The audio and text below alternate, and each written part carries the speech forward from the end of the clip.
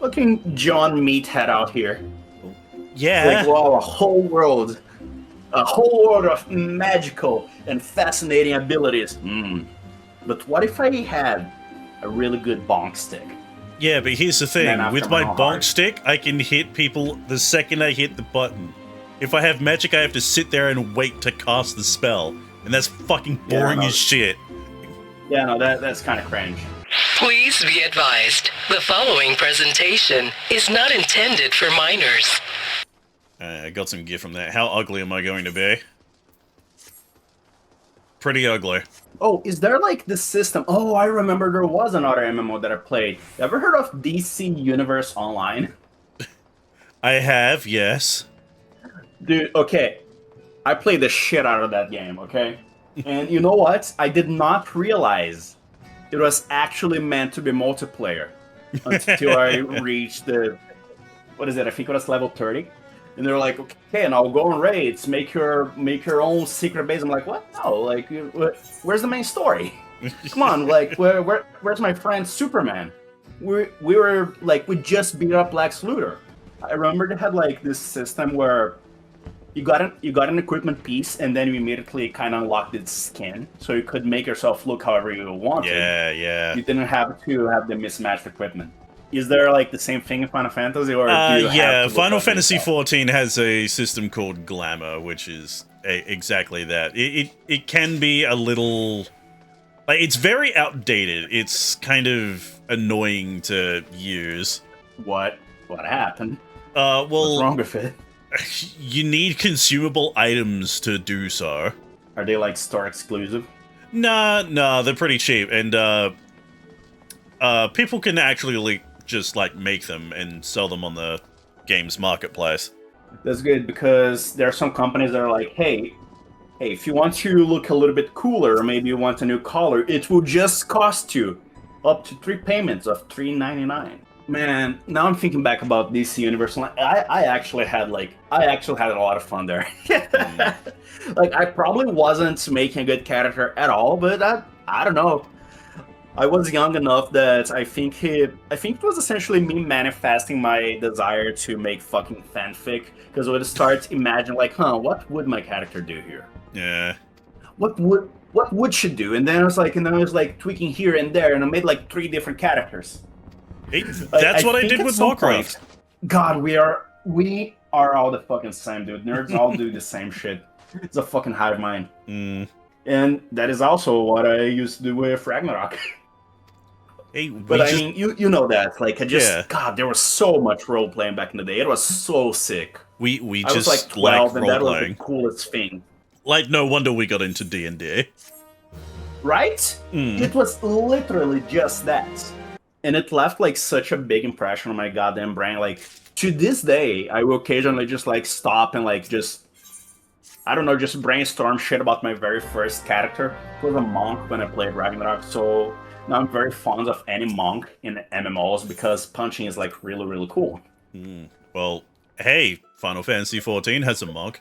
Okay, gotta go to Gridania. Radon? Gridania, this is like the... this is the forest country.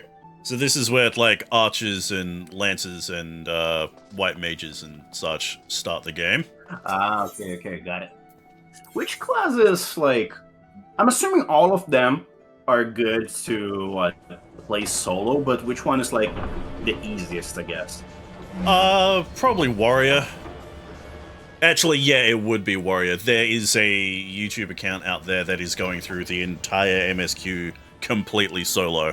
Like, not talking to a single other player, and the majority of the time he's playing Warrior. Like, the shit he's had to do to solo raids is nuts. Oh, you can just go on raids by yourself as well? Yeah. Okay. It's like part of the main story quest that is required to, like, start doing some of the expansions. You have to do some of the raids. So, basically, the game really wants you to get yourself some friends you fucking need. The game really wants you to have friends. However, just like in Pokemon, they cannot fucking tell me what to do. Man, I was so upset when I first found out that I could not ever train a Machamp without trading. Okay, remind me. In your main account, what are you playing again? Like, which class? Well, I'm jumping around like pretty much everything, but at the moment, I think like the one class I'm enjoying the most is warrior. Looking John Meathead out here. Yeah. Like, wow, a whole world of magical and fascinating abilities. But what if I had a really good bonk stick? Yeah, but here's the thing. Then With after my my bonk heart. stick, I can hit people the second I hit the button. If I have magic, I have to sit there and wait to cast the spell. And that's fucking boring no. as shit. Yeah, no, that's kind of cringe. Do you at least get like a cool animation when you cast something? Yeah, you do. I would say. Also, I'm assuming that like if you're a dedicated mage player, you can do things that lower your cast time and everything. Some jobs can do that, yeah. Huh. Honestly, I'd expect that to be a baseline mechanic. Like, because in other MMOs, it would be like, hey, if you get so-and-so equipment set up, your casting speed goes down to half a second. Just spam. Nah. Just spam your shit. I don't think Final Fantasy XIV has stuff like that actually alters... Like, gear that alters, like, cooldowns and such. What the fuck does the gear do then? That's like the whole point. Yeah, like, you yeah. get the gear that does like something niche but very impactful. Yeah, but, yeah, in 14, it's all just stats and looks. You're playing dress up with your Barbie dolls. I mean, that's fine, I guess, but... Yeah, yeah. It's one of those things where, like, it's why I enjoyed Warcraft more than 14 for the longest time. It's only, like, somewhat recently I'm switching over.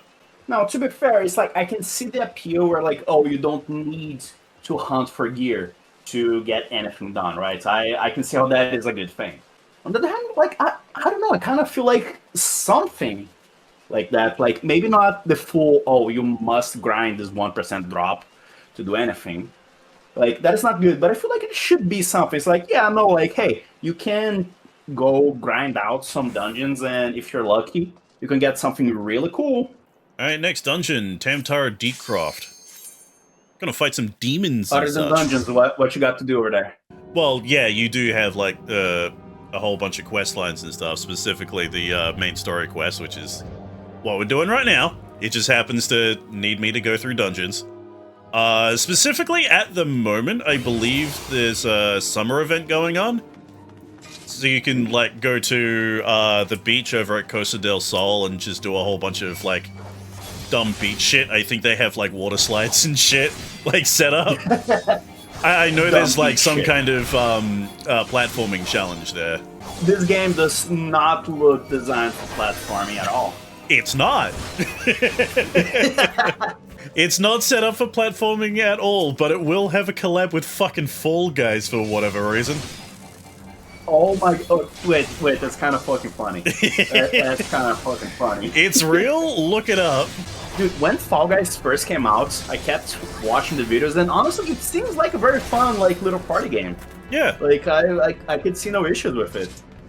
Yeah, But then it's it just fine. kind of, like, died out. Yeah, you get a Fall Guys hoodie as well, yeah. Wait, do you get to dress your Warrior of Light as just a walking pink king?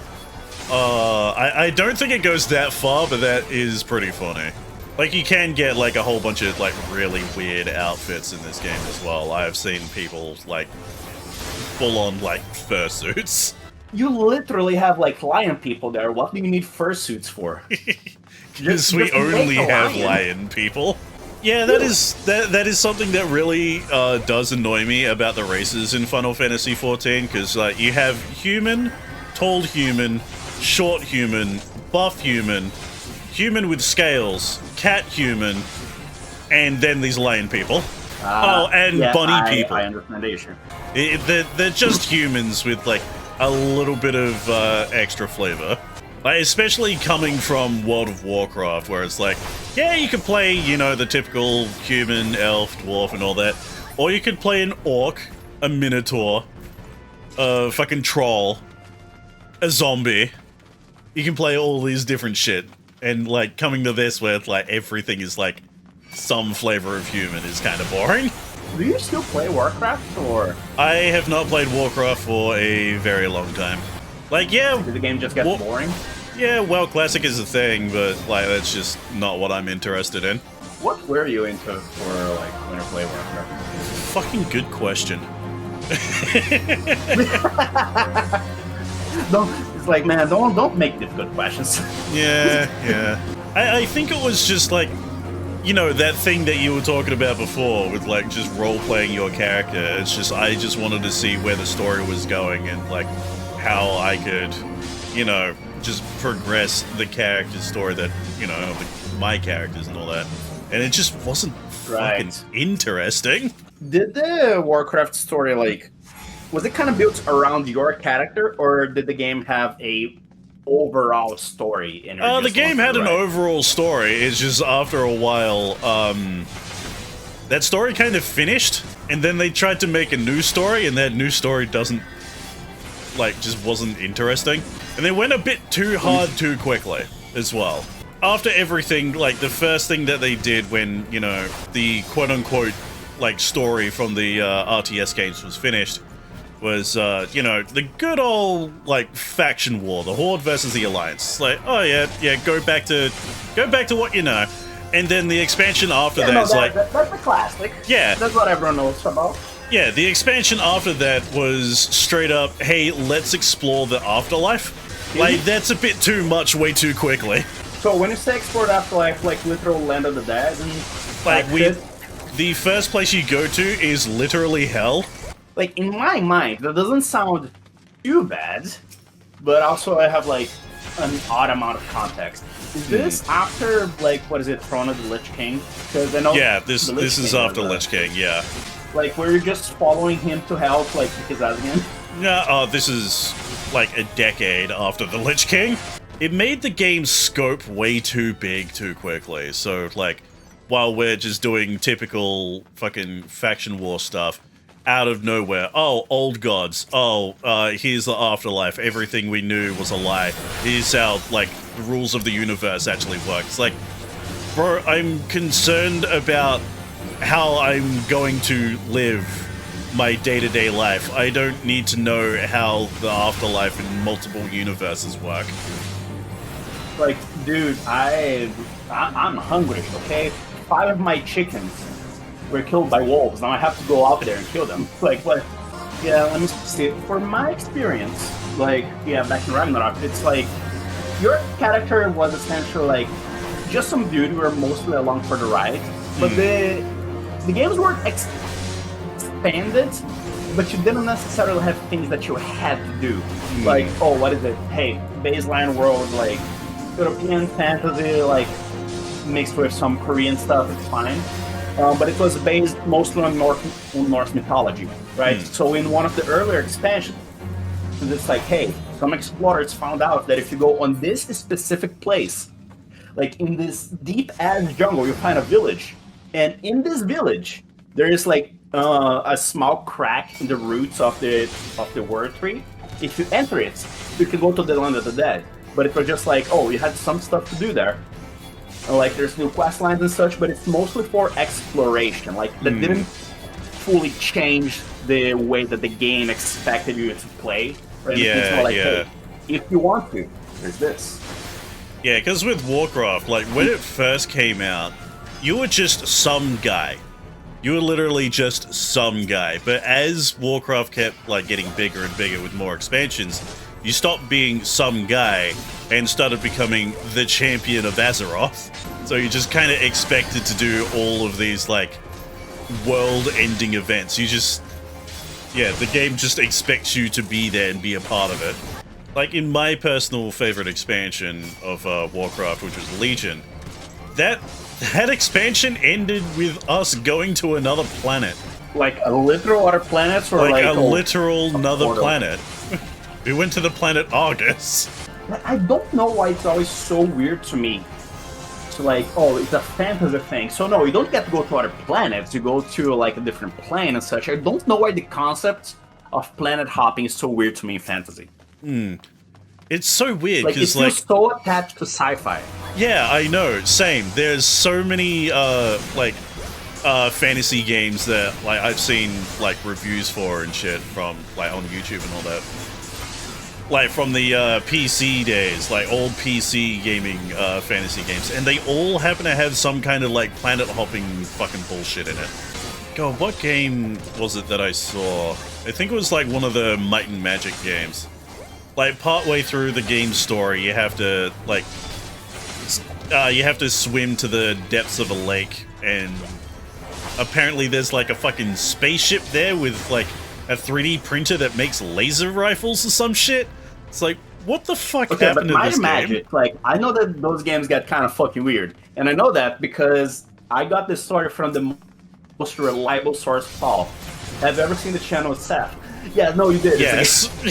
Yes. Yeah, no, I followed what he explained about Might and Magic because he loves it. I'm like, what the fuck is this series exactly? Yeah. Why do you love this franchise? It seems so ass backward and weird. Like, but also I would say I have never played anything like Heroes of Might and Magic, right? I don't think I have ever played a single game of the series. And from what I saw, I don't think I have ever played anything with its own gameplay as well. Really don't see a lot of RPGs like those games, don't you? I don't, but I can't even describe to you what they are. Yeah. Like, what is Might and Magic? Have you played any Heroes of Might and Magic? Nah, not at all. Like, honestly, those videos made me want to try one of them. Yeah, same. At some point. I just haven't gotten around to it. They're just not very far up the list, as it were. You know what I would be down to do? Like a StarCraft MMO. I think that would be cool. I know nobody cares about StarCraft anymore, but I don't know. I used to be really into it. I think a lot of people would be really into a StarCraft MMO, but, you know, Blizzard really isn't interested in doing anything with StarCraft. They haven't for the longest time. Which is weird because, dude, I know that when StarCraft 2 first came out, people were like hollering. That was the second coming, okay? Because what StarCraft 1 Brood War was so popular. Like, people love that shit. People love the story, the gameplay, the characters and such. And then StarCraft 2 got announced like, hell, it's about time. Absolutely fucking nothing. Oh, hey, look, a Mind Flayer. The fuck is he doing here? He's just here. What are you doing here? So yeah, this dungeon just has a whole bunch of demon worshippers being led by a Mind Flayer. Okay, you need to kill this guy. Now, why is he so big? He's a pretty fucking chunky boy, ain't he? Yeah, that's a tall dude. Like, that's a man that's being, what is it, drinking plenty of juice, milk, doing some squats. What the hell? I do like that his head Honestly, is like way more squid-like than typical Mind Flayers. Yeah, he has the little squid flaps. Yeah. Honestly, I always picture Mind Flayers in D&D as being like very normal human size. If they are all this tall, actually, that is kind of horrifying. Oh yeah, if they were this big, Jesus. Come on everyone, follow me. Attack me, not everyone else. Come here, I am a threatening big man with a big weapon. That's another thing about it. Like, when I played D&D with Thar, I think it was Emperor that was DMing it, like, his character, like, he was to be the distraction on a heist. He actually just went around running. Yeah, like, I'm a distraction! Ever since that day, I was like, would that work? Because, you know what, he's right, that is very distracting.